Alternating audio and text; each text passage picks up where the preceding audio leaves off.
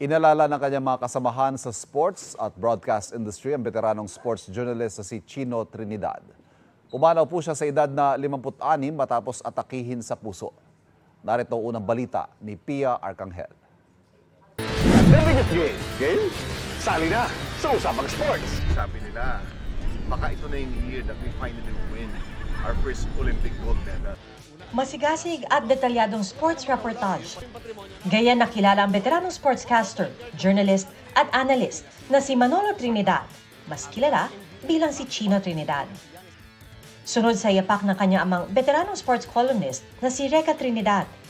Nagsimula bilang interviewer at anchorman ng isang sports organization noong 90s, si Chino.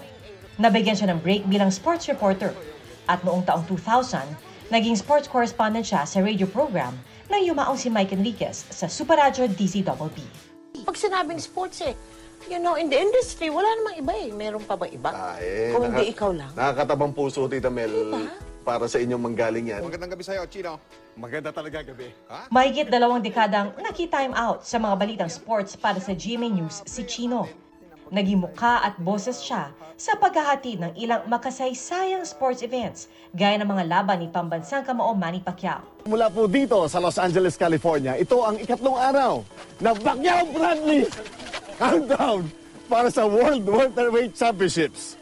Isang dekada rin naging commissioner ng dating Philippine Basketball League o PBL at commissioner din ng Sharks Billiard Association. Sa edad na 56, pumanaw si Chino. Papunta siya noon sa isang meeting nang atakihin sa puso.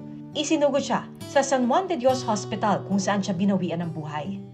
Nagpaabot ng pakikiramay ang mga dating niyang kasama sa sports at broadcast industry. Ang ambag ni Chino Trinidad sa larangan ng sports journalism, hindi matatawaran at kinikilala pa rin kahit sa kanyang huling pag-time out.